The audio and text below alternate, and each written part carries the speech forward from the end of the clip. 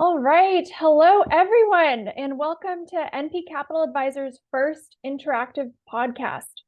My name is Hannah with Elevate Partners, and I'll have the pleasure today of moderating a conversation with Nick Desai, a founding partner of NP Capital, who will discuss how to use out-of-court restructuring to improve cash flow dynamics, lower debt, and improve shareholder equity. So first, I'll start with a bit of housekeeping. So how it works is that Nick will first share his insights on the topic, and then we'll get into some audience Q&A. So please feel free to add your questions to the chat as we go. The whole podcast will be under 30 minutes because we know you're busy, so we want to keep things short and sweet. But before we begin, I want to quickly introduce NP Capital and its founder, Nick. NP Capital Advisors is a next-generation investment banking consulting firm founded by a team of experienced entrepreneurs, bankers, and attorneys who have built, operated, and sold successful businesses. The firm offers tailored solutions across M&A, restructuring and turnarounds, and strategy and growth consulting in a variety of sectors. With a performance-driven fee structure and track record of delivering exceptional results, NP Capital Advisors is dedicated to helping founder-led and emerging growth businesses maximize value and overcome challenges. And Nick Desai, in addition to founding NP Capital, has been the founder and CEO of multiple CPG companies, including the Petos brand, and has a background in law, banking, finance, and operations. Nick entered the food and consumer space in 2011 by leading the acquisition of Energy Club LLC, which is a snack food manufacturer based in LA. He then turned the company around through a series of maneuvers, including moving from self-manufacturing to outsourcing to cut overhead and selling off underperforming assets. Over the years, Desai has raised over $20 million from a variety of high-profile and strategic investors. He also orchestrated the sale of the Sunkist snack brand in 2018 with a strong return to investors. He brings all of this experience to bear at NP Capital, where his founder-first mindset allows him to fight hard for his clients so that no problem is too difficult for them to solve. So without further ado, here's Nick Desai to discuss how businesses can improve their cash flow dynamics. So I'll just share my screen to show some slides here. Thank you so much, Hannah. That was great. I would have to say, if anyone wants someone to help promote their firm, I would highly recommend Hannah. Thanks so much, Nick. Today, I appreciate everyone taking some time to join our podcast today. I'm really excited to share a little bit about my personal experiences and about how we can be helpful in different types of situations. Today's particular topic, as Hannah mentioned, is focused on cash flow, which is, I would like to say, the oxygen that keeps businesses going. It is really one of the biggest things that we see causes business to fail. It's not a lack of profitability, it's a lack of cash flow. Right now, many businesses are facing cash struggles because of many of the dynamics that have gone on in the economy, including interest rates going higher, tariffs, and other things that are eating away at cash flow, while capital markets are getting tighter and more difficult to navigate. So it's a particularly timely topic, and we've outlined it into 5 critical steps that we feel founders and management teams can focus on when cash gets tight. So the first step that we recommend is building out a 13-week and a 12-month cash flow model. When I was running Snack It Forward, I ran the entire company off of these 2 metrics during our finance meetings, these 2 reports. The 13-week cash flow is a little bit more short-term, and the 12-month cash flow gives you a little bit more mid to longer-term visibility on how cash is going in and out. Both need to be constantly updated. The 13-week cash flow model should typically be updated every couple of weeks, while the 12-month cash flow model can be updated once a month. In a liquidity crunch, and what causes liquidity crunch, as I mentioned earlier, is not a lack of profitability, but it's cash getting tight. It's timing of payments, what comes in and what goes out in real time. Think of it like if you have someone that owes you, a significant amount of money, but you have not collected it, and yet you have rent coming due on the first of the month. If you don't have money on that day to make that rent payment, you're going to be in default of your lease. That's just a very simplistic example, but it teaches you the importance of the timing of payments and understanding that timing. I'm shocked at how many businesses do not do these simple things to understand what would their cash flow dynamics look like. A 13-week model is kind of like what I call the early warning radar to actually see what kind of runway you have. And it should be tracking payments by the vendor at the vendor level. So both incoming and outgoing payments should be tracked at the vendor level and at the customer level. And I think this also helps you to create a financial discipline because it actually shows you as a founder or management team or CEO what your money is being used on a weekly basis. And when things get tight, having control over who gets paid and who doesn't get paid, which leads to our next topic. Triage payments is our term for it. Who gets paid and who doesn't. I think obviously in a perfect setting, you want to pay everyone on time. However, when cash gets tight, it's okay as a founder and as a business owner to focus on paying the right people in order to keep the business alive. Because I look at the business as the golden goose. And if the golden goose doesn't stay alive, it's not going to lay any more eggs. And everyone is hurt, including the people that both the people that are going to get paid and the people who are not going to get paid. Ultimately, the goal is to get the business back in good health. And to do that, the business has to stay alive. So by going through difficult times like this and making these tough decisions, you actually end up helping everyone. I think what we recommend is um, be strategic and about who is going to get paid and who isn't going to get paid, and be tough about be both tough and proactive about communicating and having those conversations. We try to analogize it to having a personal budget where when things get rough, you may decide, okay, I'm going to pay my mortgage, I'm going to pay my health insurance because those are vital payments. However, the landscaper can wait a little bit. It's not going to be so bad if we have an unmowed lawn for a few months. Um, Again, in the business context, this means identifying mission critical vendors and other payments that must get paid while figuring out what can be paused and what can be renegotiated or restructured. We have helped several companies do this and with great success. I think one of the biggest things we learned through this process, and let's move to the next slide, Hannah, is focusing on proactive communication with vendors and creditors. One of the, I think, common tendencies of people when you can't pay someone is to, bury your head in the sand. Like, I call it the ostrich syndrome. It's obviously easy. Well, I should say easy, but it's a natural reflex to avoid someone when you want it because when you have to deliver bad news. But it's also the wrong approach. I think getting on the phone, delivering bad news directly and openly is actually what builds trust. We found and what allows you to get through these situations in a way without causing damage and harm. We've been brought into many situations where there's already been damaged relationships because there has been either a lack of communication or mistrust has been built up because the communication that's been delivered has not been adhered to.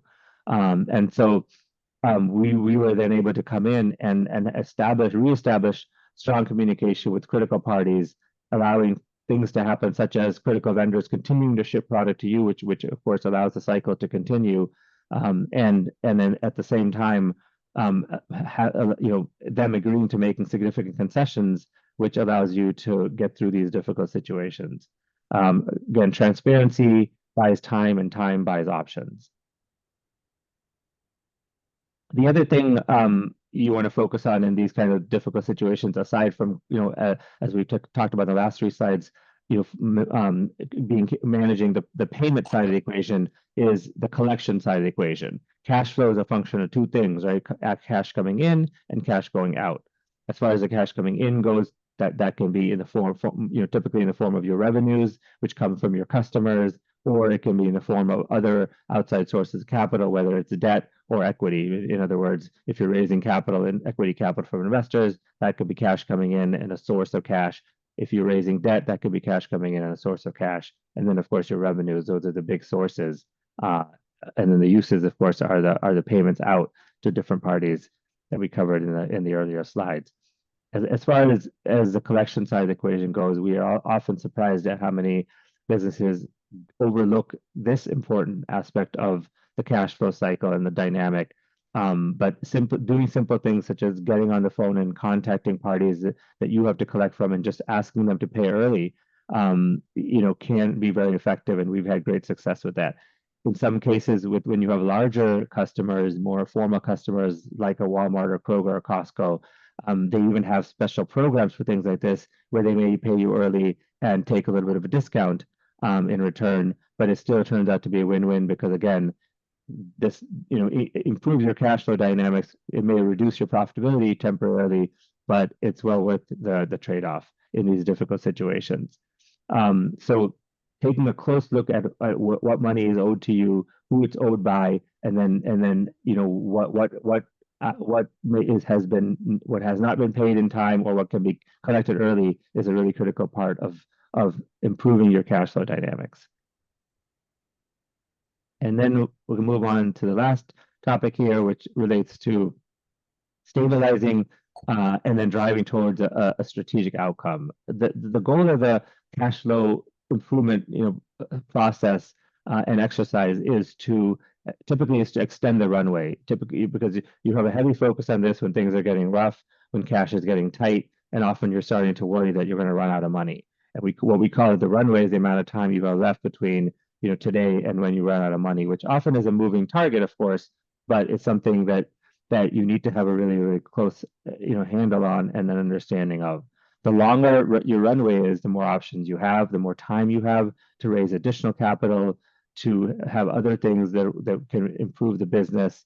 And even if you want to execute a sale or something, to that effect, ultimately you need time to do that, and you need to extend your runway. So the first step, of course, is to stabilize the business. The next step is then to determine and execute a strategic plan to figure out the long-term solution, whether that's raising capital, executing a bridge loan, selling the company, or bringing on additional larger customers that's going to drive the revenue side of the equation and become a longer-term fix. Moving quickly and being decisive is really, really important because you're operating within limited amounts of time. We were brought into a situation with a wellness brand not too long ago where the company had about 2.5 weeks of life left when we were brought in. And obviously there was panic mode at that point. We came in and we were able to, within a matter of a week, extend the runway from about 2.5 weeks to 3.5 months. That was a game changer, obviously, and allowed several new optionalities to develop.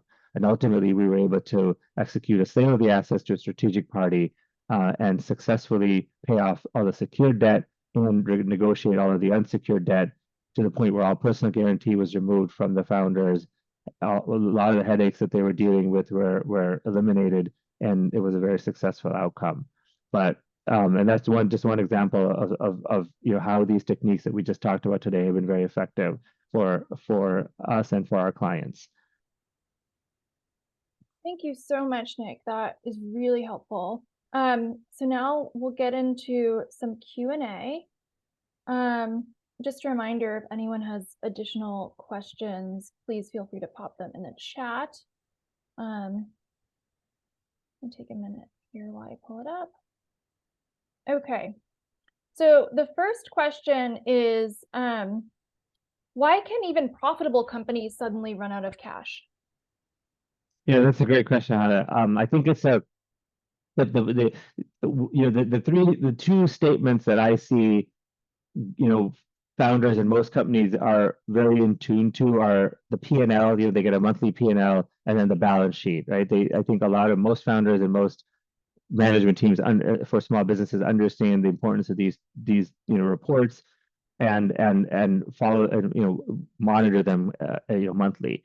The one that I see often overlooked is the cash flow statement. I see very few companies that actually prepare and focus on a cash flow statement. The difference between profitability and cash flow is, again, as what I discussed earlier, one of the big differences is timing, among other things. So profitability tells you, in theory, how much money you made on a certain amount of business that you did.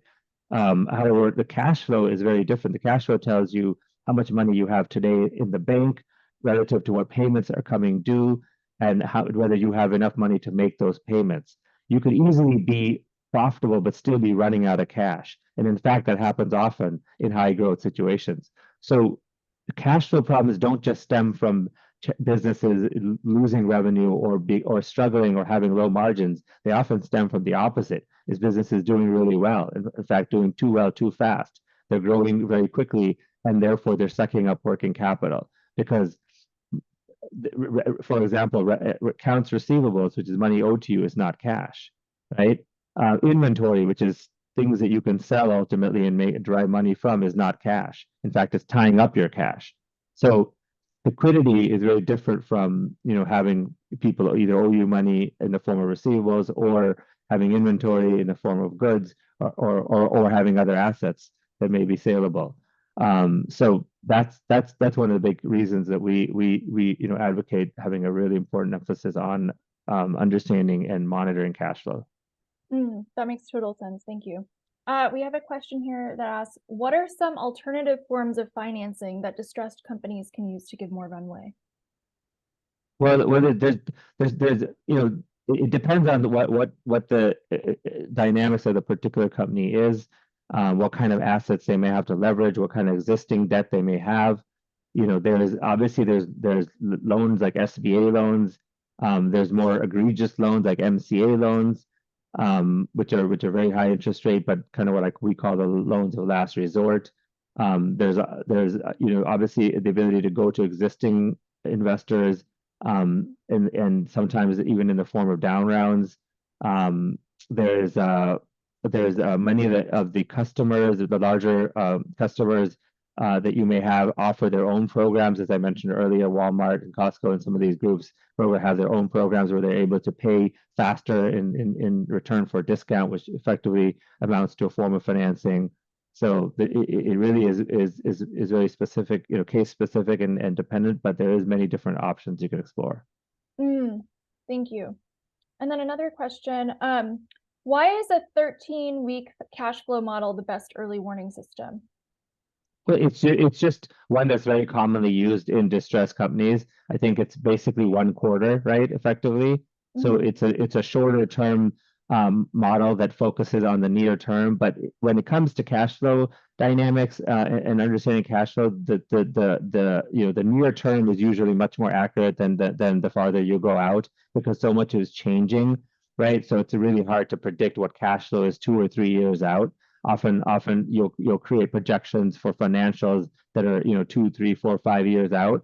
While modeling out the P&L and even the balance sheet is fairly straightforward, but modeling out the cash flow dynamics can be a lot more challenging and are usually not very accurate.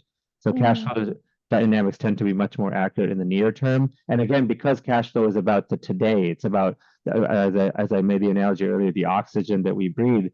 It's much more important to understand in the near term, because cash flow dynamic challenges usually, if you might run out of cash 9 months from now, that's obviously a concern, but that's not like something you're going to lose sleep over every day. In fact, most businesses are thinking they might run out of cash. Small businesses are grappling with that, but it's the worry of the next week I can't make my payment to my landlord. That's really the thing that causes a significant amount of stress. So it's a 13-week cash flow that has become a tried and true tool to help with this. Yeah. And then as a follow-on to that, how do you help founders decide which are the mission critical payments, like who gets paid and who waits? How do they properly assess that? It comes down to understanding a few different things. First of all, it's which vendors are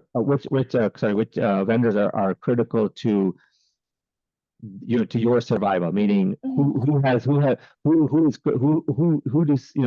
which members of the supply chain are critical to you getting what you need so that you can continue to ship to your customers, right? Whether it's having vital packaging or vital components to the whatever product or ingredient or service, whatever you're offering. Also understanding the relationship you have with that party is important. Some vendors are what I call squeakier than others. So some may be okay with you not paying in time, and others may start withholding payments immediately. So understanding those dynamics are really important. Also, figuring out what alternatives you may have if there's a certain vendor that controls a critical part. Do you have other people that you can go to? If you're dealing with what I call mission critical vendors that control very unique ingredients or parts, those are the ones that you want to be most focused on, making sure you don't disrupt. Yeah, that makes sense. It's like a holistic assessment on a case-by-case basis. Can you share an example of unlocking cash through collections? One more time, sorry. Oh, sorry. Can you share an example of unlocking cash through collections? Oh, yes. But as I mentioned, earlier, we've had clients where we go in and we look at, they're more focused on, I owe this vendor money, I owe this vendor money, and then we look at the receivables list and we're like, wait a minute, but you're owed money from these parties, and a few of them are significantly past due. What's going on here? What's going on here? And as we unlock that, we start to realize that we can approach some of those parties and do the same thing that we're going to turn around and do to our vendors, which is say, hey, listen, I know you owe us money, you may be struggling. Can we settle this out so that we're willing to take a discount in return for you paying us now? But again, whether in theory, if you're owed $100 today, it may be more important that you get the $60 and forego the other 40, to have that $60 in the bank, because that's vital to your own survival, right? So going in and being very creative about the collection side of the equation is just as important of how managing the payment side of the equation. Again, something that we find management teams and founders often overlook. Yeah, that makes sense. And then with the wellness brand, what made that case a success story and what turned the tide there? Yeah, I think I mentioned it a little bit earlier, but the biggest thing was the runway. The runway that they had was very, very limited. When you have 2.5 weeks of life left, there's very little you can do, right? It's the same as like going into a hospital because you don't feel well and you're diagnosed with 2.5 months, 2.5 weeks to live, right? And it's like, well, how many treatments can we apply in 2.5 weeks? Not many, right? So the first thing we always want to do, as a restructuring advisor, or that we come in and do, is how do we extend the runway? How do we get really creative here to figure out how to take this? Because we need at least a few months to develop a solution. If you're going to raise new debt, if you're going to raise new equity, if you're going to sell the assets, all of those different things take at least 3 months, maybe 6 months even, right? So you need a few months of life to get any of these solutions in place. Even if you have a viable a solution, you need time to execute it. And typically in these small business settings, you need a few months. So getting to that, but often founders will wait too long, and then we are approached when it's like literally things are about to fall apart. And our first job is to get that, we call it triage. Get the patient on the table and stop the hemorrhaging, stop the bleeding, and again become extremely strict about what payments are being made, about collecting payments, managing the cash flow cycle, because that's really what it comes down to. The cash flow cycle is the single biggest thing, or almost the only thing, that's going to extend that runway. All the other business issues, whether you have a lawsuit you're facing or this or that, those are not the things that are going to kill you right now. It's the immediate need for cash coming in and going out that really will cause your business to shut down overnight. And that's so again, first task is to extend the runway, and that's the entire focus of the discussion we've had today. Yeah, makes sense. As you said, cash flow is king. So another question, how can leaders keep their teams motivated when the future feels uncertain? I think again, it's through open communication. I think it's through making them part of it. Like, not when you hide things from others, it's just human nature, right? They don't feel like they're part of the equation. They feel like they're being shut out, and it makes them disenfranchised from what's going on. You need to do the opposite, bring them into it, make them part of it. Be open about what's happening. I think it's human nature to not want to talk about the negatives, not to want to shield people from things that are not going well. But I think people often underestimate how important it is to actually open up about the things that are going wrong, and be very, very be very transparent about them, and help make the team responsible for the ultimate outcome. And that way you get everyone's buy-in into what has to be done to rectify the situation. That makes sense. Thank you so much. So as promised, we want to keep this under a half hour, so we'll wrap it up here. But quickly before we go, Nick, how can people get in touch with NP Capital if they're a founder who's dealing with cash flow issues and they want someone to help them through this process? Yeah, I mean, it's not that hard to find us, right? I think, Google does a fantastic job, AI too. And Hannah, you yourself have done a fantastic job of promoting the firm and us, and we're very excited to have you as part of the team. Thanks. And so for email, you can reach them at info@npcapitaladvisors.com as well. Thank you so much, Nick, for your insights. This has been extremely helpful to founders who are in the thick of it. And for everybody listening, thank you so much for joining, and we'll keep you posted on the next ones. Can't wait to see you then. Thank you, Hannah. Bye, everybody. Bye, Nick. Thanks.